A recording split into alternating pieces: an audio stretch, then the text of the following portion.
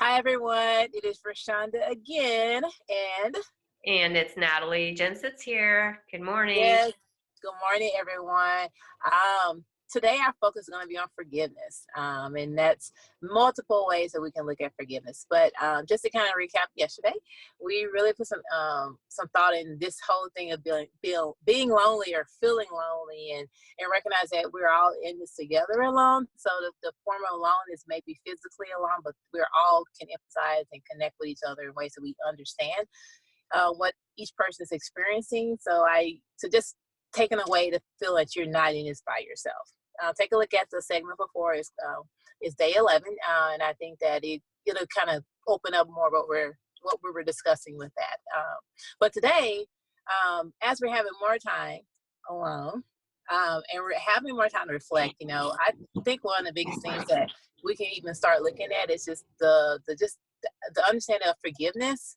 I'm sure in all of our lives we've had someone or something happen that we are holding negative thoughts, negative feelings, and we may have put so many rugs on top of. We probably realize that don't even have. We probably realize that we are living in resentment. So this may be an opportunity to kind of pull back some of those layers and figure out, if you are, how can we possibly address it and how can we possibly tackle it. One thing I want to say about understanding forgiveness, like, we can always kind of replay it in our heads and just go, make our reason, build our case as to why we're upset at someone or something. But the reality is that it can't change the past. It can't remove whatever happened, can't remove the harm. So what happens then is because we begin to just there's damage that happens to us internally, where it reflects in feeling sad or feeling anger or feeling resentment towards that person. So we are the one on the bad end of the stick that's really experiencing all of this grief. So that gets us nowhere. And so I also know that when we do choose to forgive people, it's different levels of forgiveness. There's two different forms, but one is going to actually fold into the other. There's what they call decisional forgiveness, where you just kind of make the decision. If you wanted to have your advantage of someone, do something bad to just make you feel better, you just allow that to pass, and you probably just avoid that person. Maybe not answer their phone. Maybe if there's an event, you try not to go around it, or if they're talking on Facebook, you want to participate. So you find a way to avoid it. That's decisional forgiveness. The next layer, though, is the layer that we don't really want to touch as much. Just emotional forgiveness. And that's when you really start to separate the negative thoughts and start to bring in positive thoughts. And positive thoughts about the situation helps the negative thoughts to kind of wither away.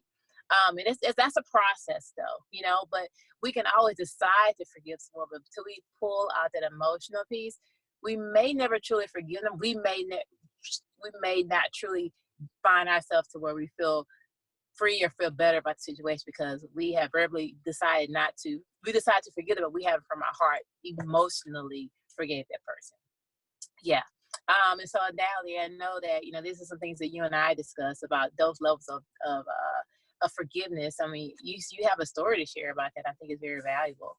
Yeah, this was kind of rung true to me early on in the stay-at-home thing when I kind of snapped at my younger son and Hmm. was up in my room afterwards thinking, man, I gotta go apologize to him because that wasn't deserved and that's not how I should have handled it. Which I lose my patience with my kids a million times a day, but this was especially harsh, I felt like, and just out of line. It was something petty. It was just words that I spoke, but still I was like, I didn't need to do that. So I went and asked him to forgive me. And I think it's important. I've seen this in I learned this through other people. So it's just important to ask your kids for forgiveness when it's it's warranted because then they're able to more apologize as they grow up and see that it's just part of life and they'll be able to learn forgiveness and to forgive as they grow up. The earlier they learn it, the easier it is, right? And it gets embedded into your brain. And that was a more, I guess, decisive thing to do. But it also reminds me very much of my wellness journey is a work in progress, like many of ours are. but I've had to do a lot of forgiveness of people recently, just to, because it's old garbage that I've realized that I need to bring up and face and choose. Am I forgiving them? Like, and then it's a journey, like you said. I have to pray about it and ask help for forgiveness, for true forgiveness from the inside of my pit of my heart, because it takes time. It doesn't happen overnight. And it really does impact who you are depending on what you do with it. Because the thing that came to my mind was an instance from when I was, 17. Somebody said something to me that was close to me. They meant nothing harmful by it, but I just was like, oh, and it stuck with me for 30, 40 years, whatever. And I realized recently, I'm like, this is stupid. I know that person didn't mean any harm. That person loves me unconditionally more than many people I could ever imagine. So I chose to realize I need to let that go. And the ironic thing is that very person is the one who has taught me a lot about forgiveness over the years, and more recently for some very hurtful things that happened to her too. So not only has that let me feel freer and just let go of that remark that was part of my identity, which was critical in being able to do what I'm doing now, work wise and whatever else. Like, Hmm.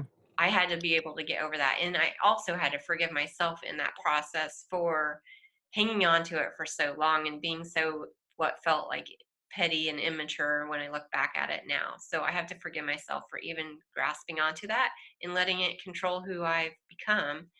And now I'm able to let go of it and move on to that person I'm supposed to become. Hmm. Wow. So Yeah. I totally agree. It's a journey. It doesn't happen overnight. It needs to be from an emotional uh, point, ideally. Yeah, I agree. Well, I mean, that's a really interesting story. I mean, that just you just went back and just kind of took us through like the different phases that it took you, how you started reflecting your life and how it took you through the phase to where now, like it was stunting your growth. So I mean, I'm glad that unfortunately that happened for you, but you're able to kind of come to that point of forgiveness. Speaking of like, what I learned, when forgiveness is, there's three things that comes with forgiveness. Is sometimes forgiveness require, or it's the three things that required upon forgiving. One is understanding, kind of like what you said. When we start empathizing with the person that we're upset about, it helps us to kind of either repair our relationship with them or just repair our relationship with how we have kind of took that throughout our entire life from Hmm. that. Forgiveness also requires just that act of courage. The act of courage is just say, you know what, I'm going to commit to working through what I am dealing with, so I can move forward, so I can be the man or the woman, the person I am meant to be. So it's an act of courage, because it's easy to just keep casting blame and blame someone else for what's happening versus just having this next step of courage. And also requires, like you said, it sets you free. It releases that feeling of peace. That person that you are upset at, they may have not a clue, but you're the one suffering the entire time, and you're not the one that's free from this. So I think, like I mean, what I just said is basically you just gave it in a full example of telling your story. So I do appreciate that, and I think it's great for those who are listening, because we all have that something that happened in our life that we're going through that at some level. Yeah, Yeah, basically, if you just have a name that comes up and you're like, gives you that little feeling, you probably have something to forgive there. that's a good indication. And right Perfect now, indication. Rashonda, piggybacking off of yesterday's lonely segment, feeling Uh-huh. lonely is the great time. Hey, people, that I think we're getting the warning out here. Slow down, reflect, figure out what you need to do to help yourself live a healthier life. That might be repairing relationships and forgiving and asking for forgiveness. Repair those relationships so you don't feel that lonely and you have uh, family members or whoever that you are connecting with again. Yeah. Yes. So true, Natalie. I think this is a great opportunity to also include the level of forgiveness in this situation. So as you guys are trekking through just the days and the times and hours that are going by, take some time to reflect and kind of, kind of find, kind of find you again and whatever that means for you in your journey of forgiveness. We encourage you. It's a great feeling. It's worth it. It's not easy. It doesn't happen overnight, but it can be done. So hoping that's something that can sit with you for the rest of this Sunday, and perhaps trickle on down the road as well. We are glad that we're able to kind of come up with those thoughtful ideas because I think we all need it right now. So, and Rashad, just real quick, don't be shy about using the journaling to get through this. That's a great way. If it goes deeper, you can get counseling or prayer for it. So I just want to put this in. Great. Thanks, Al, for including that. Yes. Well, guys, talk to you guys tomorrow, same time, not the same place, but same time. That's right. Take care. Bye. Bye.